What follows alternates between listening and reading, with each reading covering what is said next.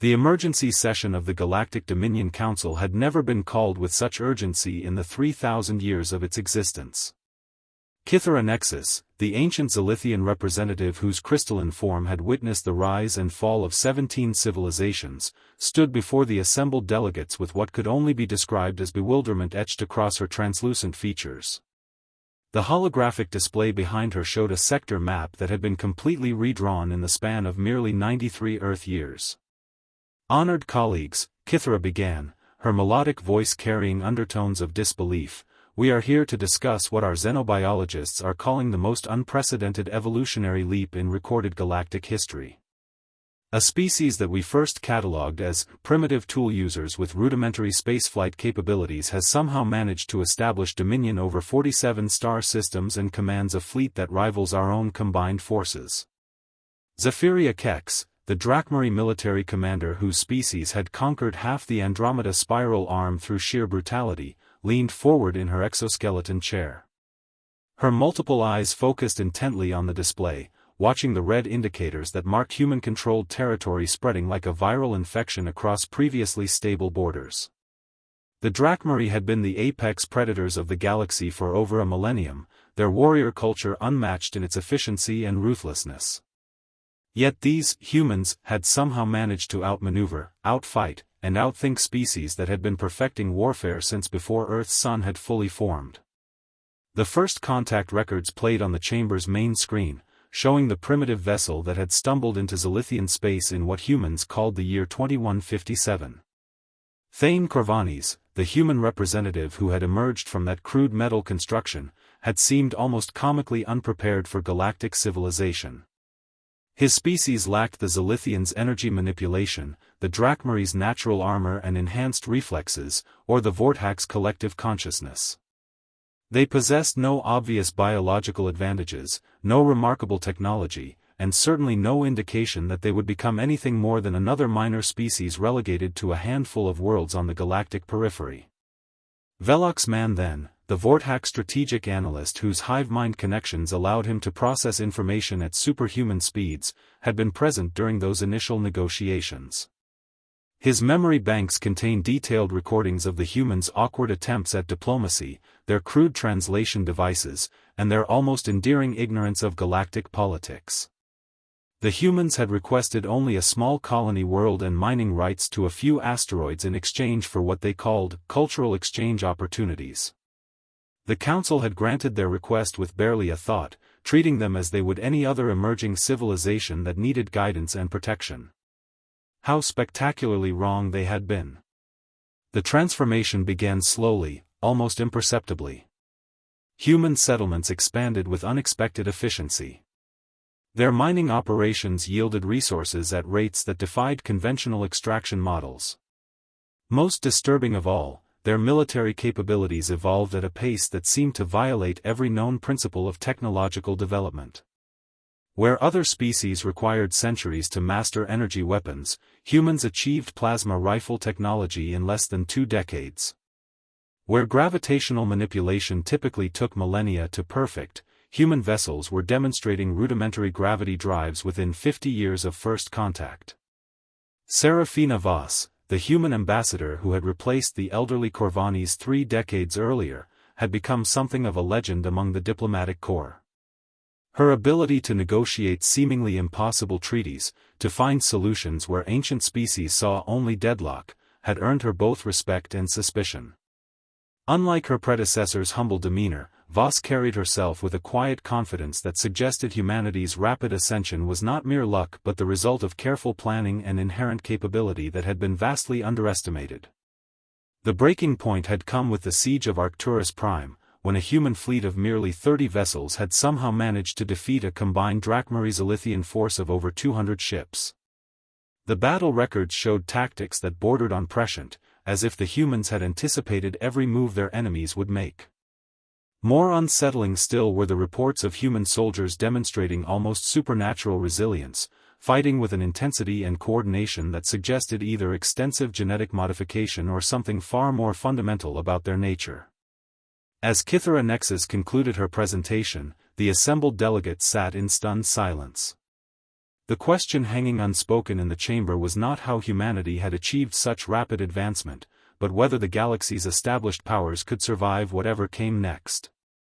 The crisis deepened 3 months after the Council's emergency session when long-range scouts reported something that shattered every assumption about human expansion patterns. Drexel Ashworth, the newly appointed human admiral whose reputation had been forged in the Arcturus campaign, was not simply consolidating territory as expected. Instead, human fleets were moving with surgical precision toward targets that seemed random until Velox Manthan's collective consciousness finally recognized the pattern. They were systematically claiming every world that contained ruins of the precursors, the ancient civilization that had vanished millions of years before any current species had achieved spaceflight. Zephyria Kex found herself studying battle reports that defied everything she understood about warfare. Her own species had evolved from apex predators on a world where survival meant constant conflict, where only the strongest and most cunning lived to reproduce. The Drakmari military doctrine had been refined through countless wars, each victory adding to their collective knowledge of destruction. Yet humans fought with an adaptability that seemed almost supernatural, as if they could analyze and counter any tactical approach within moments of encountering it. The footage from the Battle of Kepler Station showed human soldiers moving through zero gravity with an ease that typically required decades of specialized training. More disturbing were the accounts of their apparent immunity to psychological warfare techniques that had proven effective against every other known species. Where Drakmari fear inducers could paralyze most sentients with primal terror, humans seemed to channel that fear into enhanced performance. Their stress responses actually improved their combat effectiveness rather than degrading it. Dr. Omicron Vale, the ancient ethereal researcher who had been studying galactic civilizations since before the Dominion's formation, had requested access to every available piece of human genetic material. His preliminary findings, delivered to the Council in a report marked with the highest security classifications, painted a picture that challenged fundamental assumptions about evolution and consciousness. Human DNA contained sequences that appeared dormant under normal circumstances but activated under extreme stress or specific environmental conditions. These genetic switches seemed to unlock capabilities that bordered on the impossible. Serafina Voss had begun appearing at diplomatic functions with an entourage that included individuals from every major human colony world. What struck observers was not just their obvious competence, but the way they seemed to function as a collective unit while maintaining individual personalities. Unlike the Vorthak hive mind, which subsumed personal identity into the greater whole, humans appeared to achieve perfect coordination while retaining their unique perspectives and creative thinking.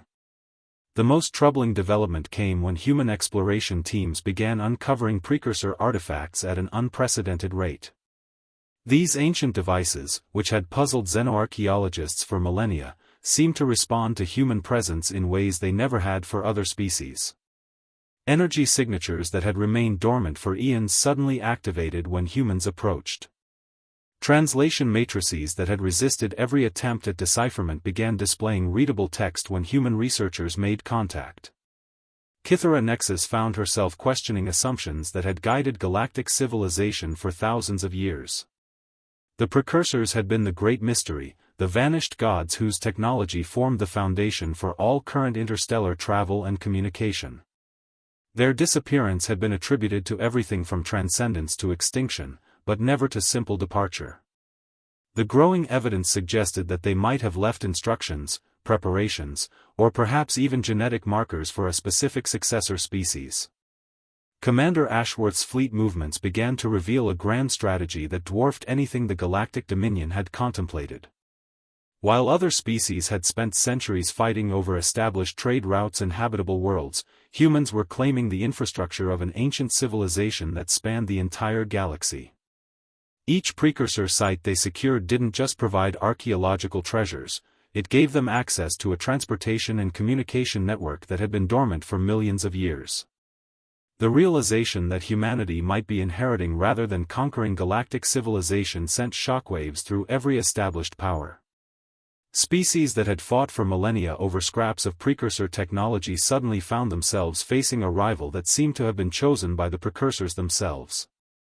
The implications were staggering. If humans truly were the designated heirs to precursor legacy, then every other civilization in the galaxy was, at best, a caretaker species whose time was ending. As reports flooded in of human settlements expanding at impossible rates, of human technology leaping forward in ways that violated every known principle of development, the galaxy's leaders faced an uncomfortable truth. They were not witnessing the rise of a new power through conquest or expansion. They were witnessing an awakening, the return of something that had been sleeping in human genetic code for millions of years, waiting for the right moment to emerge and reclaim its inheritance. The discovery that changed everything arrived in the form of a distress signal from the Nexary research station orbiting the precursor megastructure known as the Genesis Ring. Dr. Liriana Keth, the station's chief xenoarchaeologist, had been attempting to map the structure's inner chambers when her entire team vanished within the span of 6 hours. The only transmission received before communication ceased completely was a single, impossible sentence: "The sleepers are awakening, and they remember everything." Drexel Ashworth's response fleet arrived at the Genesis Ring to find the Nexary station abandoned but fully functional, its crew nowhere to be found. More disturbing was the ring itself, which had been dormant for over 3 million years according to all recorded observations. Now it pulsed with energy patterns that human sensors could read with startling clarity, while the same readings appeared as incomprehensible static to every other species' instruments. The structure seemed to be singing in harmonics that resonated with something deep in the human nervous system. Serafina Voss accompanied the exploration team personally, driven by a growing certainty that humanity's rapid advancement was not random but orchestrated by forces beyond current understanding. As they approached the ring's central chamber, her diplomatic training proved inadequate for what they discovered. The vast space contained not ruins or artifacts, but a living entity of pure energy that had been waiting in dormancy since before Earth's continents had formed their current configuration. The entity that introduced itself as the architect spoke directly into their minds using concepts that transcended language. Its message was both revelation and condemnation of everything the galaxy's current civilizations believed about their own history. The precursors had not vanished or ascended, they had transformed themselves into gardeners of consciousness, seeding countless worlds with genetic potential and waiting for the right combination of circumstances to produce their successors. Humanity was not an accident of evolution but the culmination of a million-year experiment in consciousness development. Velox Manthan's collective consciousness reeled as the implications became clear. The Vorthax hive mind, the Drakmary's warrior instincts, the Zilithian's energy manipulation, all of these had been intended as stepping stones towards something greater. Each species had been given specific traits to test and refine, but only humanity had developed the crucial characteristic the precursors had been seeking, the ability to maintain individual consciousness while achieving perfect collective coordination under stress. The architect's revelation continued with devastating efficiency. Humanity's rapid technological advancement was not stolen or reverse-engineered from other species, but encoded in their genetic structure as dormant knowledge that activated when needed. Their ability to adapt to any environment, to learn from any situation, to find solutions where others saw only problems, all of these were inherited traits from the precursors themselves. The galaxy's current inhabitants were not native civilizations but test subjects, their achievements and failures carefully catalogued as humanity slowly approached readiness. Thane Corvanis, now elderly but still sharp, had been brought out of retirement for this mission specifically because he had been the first human to make contact with galactic civilization. His presence triggered additional responses from the Genesis Ring systems, revealing star charts that showed the true extent of precursor infrastructure. What the galaxy knew as rare and precious artifacts were merely the visible components of a vast network that spanned every habitable system, every trade route, every strategic location that current civilizations considered important. The most shocking revelation came when the architect displayed humanity's true origin. Earth was not their home world but their nursery, a carefully designed environment where precursor consciousness could develop within biological constraints until it was ready to rejoin the galactic community. The DNA sequences that Dr. Omicron Vale had discovered were not mutations but reactivating precursor genetic markers, restoring capabilities that had been deliberately suppressed until humanity was mature enough to handle them responsibly. As the truth unfolded, the human delegation realized they were not discovering their heritage so much as remembering it. Each piece of precursor technology they had effortlessly mastered, each tactical innovation that had seemed almost instinctive, each diplomatic solution that had appeared impossible until they attempted it, all of these had been expressions of inherited knowledge finally awakening after millions of years of dormancy. The architect's final message was both gift and burden. Humanity could claim their inheritance and assume their role as the galaxy's shepherds, but doing so would require them to take responsibility for every species, every civilization, every life form that the precursors had nurtured.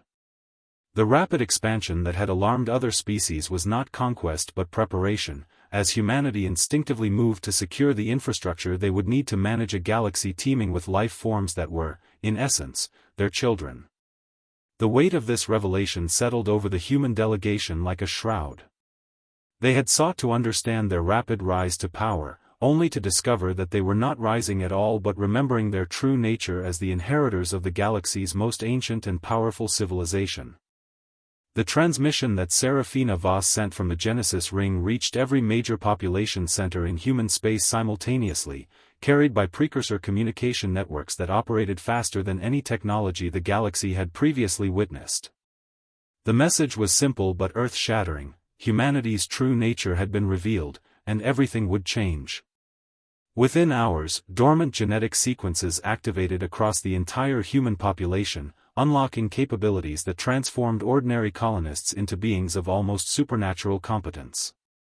Zephyria Kex received the news aboard her flagship as it patrolled the contested border between Drakmari and human space. Her tactical officers reported that human ships in the vicinity had suddenly begun operating with coordination that defied every principle of fleet command.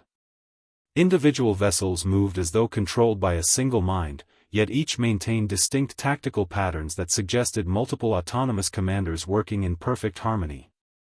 More disturbing was the apparent ease with which human forces began predicting and countering Drakmari strategies that had never been used in their presence.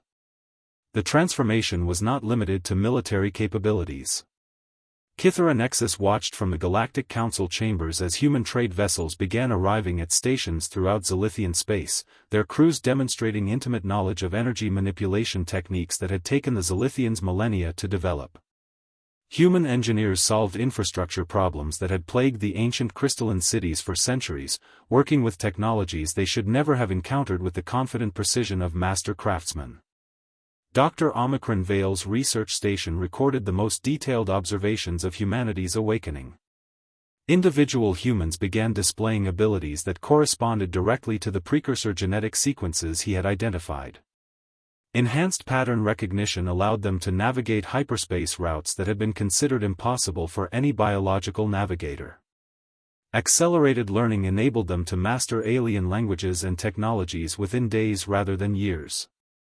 Most remarkably, they began exhibiting what could only be described as species memory, accessing knowledge and skills that had been embedded in their genetic code by beings who had died before human civilization began. The galaxy's response to humanity's revelation varied dramatically between species. The Vorthak collective consciousness found itself struggling to process the implications of a hive mind that maintained individual identity. Their attempts to establish mental contact with human groups resulted in a form of communication that transcended their understanding, where thousands of separate minds could coordinate perfectly while maintaining distinct personalities and creative independence. It was everything the Vorthak had tried to achieve but had never been able to accomplish without sacrificing individual consciousness. Commander Ashworth's fleets began moving with purpose that revealed the true scope of humanity's inherited mission. Each precursor site they secured activated additional network nodes, creating a communication and transportation grid that connected previously isolated regions of the galaxy. Human ships appeared simultaneously in dozens of systems, not as conquerors but as engineers repairing infrastructure that had been dormant for millions of years. Their presence brought stability to trade routes, solutions to resource conflicts, and technological innovations that benefited every species they encountered. The most profound changes occurred in human society itself. Colonial administrators who had struggled with resource distribution suddenly found themselves implementing systems of perfect efficiency. Scientists made breakthrough discoveries by accessing inherited knowledge that had been waiting for the right moment to emerge.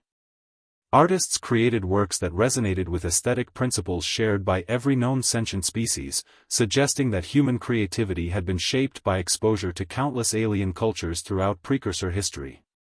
Serafina Voss returned from the Genesis ring fundamentally changed, not just by the knowledge she had gained but by the responsibilities it represented. Her diplomatic efforts took on new urgency as she worked to prepare other species for the transition that was coming. Humanity was not just reclaiming their inheritance but awakening to their role as guardians of galactic civilization. Every decision they made would affect billions of lives across thousands of worlds. The fear that gripped established galactic powers was not of conquest but of obsolescence.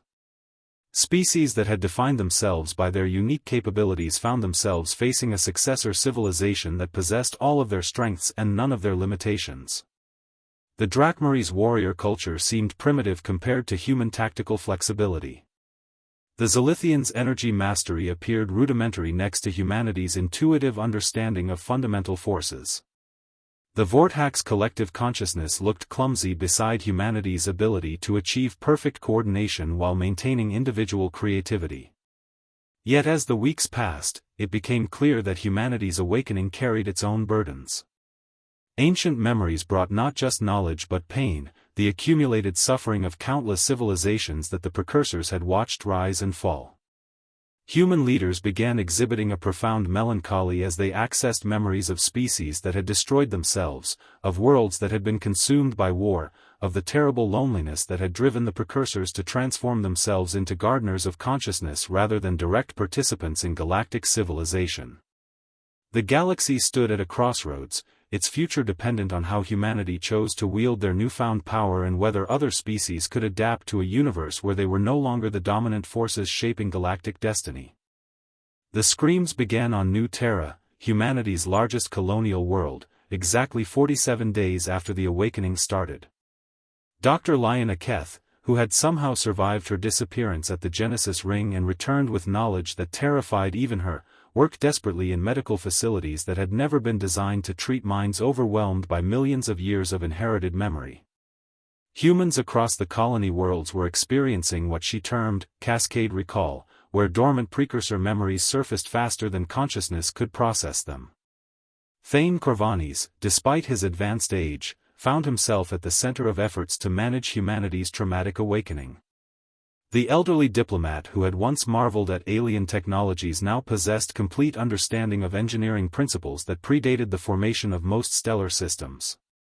Yet with that knowledge came the crushing weight of precursor history, the rise and fall of thousands of civilizations, the agonizing decisions that had led to their transformation into gardeners of consciousness, and the terrible loneliness of watching universe after universe of potential successors fail to achieve true sentience.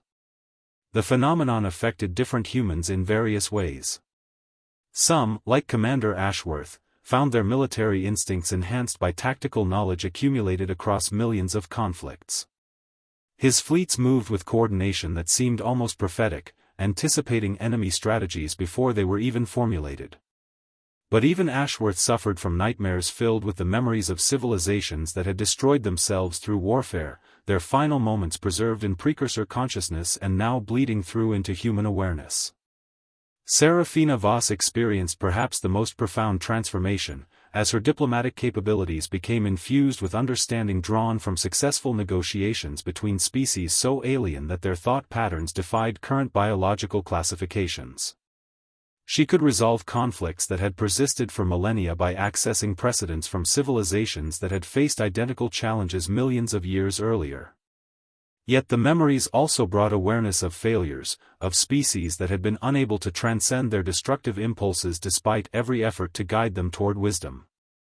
Dr. Omicron Vale's research revealed that the awakening was not complete but represented only the initial stage of humanity's transformation. The precursor genetic sequences were activating in waves, each unlocking additional capabilities while simultaneously downloading experiential memories from their ancient creators. Humans were not just inheriting knowledge but reliving the entire history of galactic civilization from the perspective of its most successful shepherds. The galactic response to humanity's anguish revealed unexpected depths of compassion among species that had been rivals for millennia. Velox Manthan's collective consciousness worked tirelessly to develop mental shielding techniques that might help humans process their inherited memories without suffering complete psychological breakdown. The Vortex experience with shared consciousness made them uniquely qualified to understand the trauma of minds suddenly flooded with alien experiences. Kythera Nexus used her species' mastery of energy manipulation to create meditation chambers where afflicted humans could slow their cognitive processes and integrate memories gradually rather than all at once. The ancient Zilithian's crystalline form resonated with harmonics that seemed to calm the chaotic neural patterns caused by cascade recall, providing temporary relief for minds struggling to maintain coherent identity while processing millions of years of accumulated experience. Even Zephyria Kex, whose species valued strength above all else, found herself moved by the courage humans displayed as they struggled with their awakening. Drakmari warriors were trained to face death without fear, but humans were confronting something far more challenging, the responsibility of inherited godhood. The memories flooding their consciousness included not just knowledge and experience but the moral weight of every decision the precursors had made, every species they had guided, every civilization they had failed to save. The most tragic cases occurred among human children, whose developing minds proved especially vulnerable to cascade recall. Youngsters who had been learning basic mathematics suddenly possessed complete understanding of quantum mechanics and gravitational engineering, but lacked the emotional maturity to process memories of cosmic-scale tragedies. Emergency protocols developed by human physicians working with alien specialists created protective environments where children could grow into their inherited capabilities gradually rather than being overwhelmed by them all at once. As humanity struggled with their awakening, patterns began emerging that suggested a deeper purpose behind their suffering. The memories were not random but seemed selected to prepare them for specific challenges. Humans dealing with interspecies conflicts found themselves accessing relevant historical precedents. Those working on technological problems discovered they possessed exactly the knowledge needed to solve them. The cascade recall, despite its traumatic effects, was systematically preparing humanity for their role as galactic shepherds. The transformation reached a critical point when human scientists working with precursor artifacts began activating devices that had remained dormant since the ancient civilization's disappearance. These technologies responded only to minds that had processed sufficient cascade recall, suggesting that the traumatic awakening was actually a form of genetic authentication. Humanity was not just remembering their heritage but proving their worthiness to inherit it. Yet the cost remained devastating. Suicide rates among human populations skyrocketed as individuals succumbed to despair caused by experiencing the failures of countless extinct civilizations. Others retreated into catatonic states, their minds unable to reconcile individual identity with cosmic-scale awareness. The species that was inheriting the galaxy was paying a terrible price for their transformation, and questions began arising about whether any civilization could bear such responsibility without losing its essential humanity. The moment that changed the trajectory of humanity's awakening came when Serafina Voss, her mind now carrying the diplomatic experiences of 1,000,000 civilizations, made a discovery that shook the foundations of everything they thought they understood about their inheritance. Deep within the Genesis Ring's core memory banks, she found records of other successor species, dozens of civilizations that the precursors had attempted to awaken over the previous 1,000,000 years. Every single one had failed the transition, either destroying themselves during cascade recall or losing their essential nature in the process of absorbing inherited memories. Dr. Liana Keth's medical research revealed why humanity might succeed where others had failed. The precursor genetic sequences in human DNA were not identical to those found in archaeological samples from failed successor species. Humanity's version included additional safeguards, protective mechanisms that had been developed through millions of years of watching potential inheritors collapse under the weight of inherited responsibility. The precursors had learned from each failure, refining their genetic legacy until they created a version that might finally produce worthy successors. The revelation brought both hope and horror. Humanity was not the first choice but the culmination of countless experiments in consciousness engineering. Every failed predecessor had contributed to humanity's eventual success through their destruction. The weight of this knowledge triggered a new wave of cascade recall as humans accessed memories of civilizations that had been specifically designed to fail, their suffering serving as data points for the precursors' genetic modifications. Commander Ashworth's fleets began encountering evidence of these failed successor species as they activated precursor network nodes throughout the galaxy. Entire star systems bore the scars of civilizations that had achieved brief moments of transcendence before collapsing into madness or self-destruction.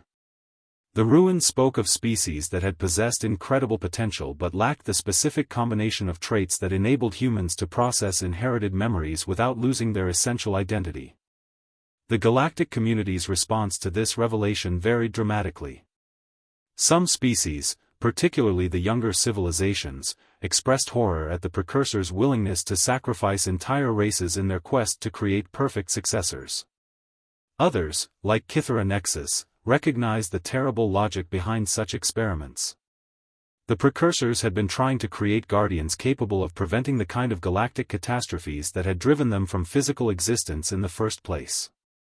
Thane Corvanis, now serving as humanity's primary liaison with the architect entity, learned that the precursors' transformation into energy beings had not been voluntary but necessary.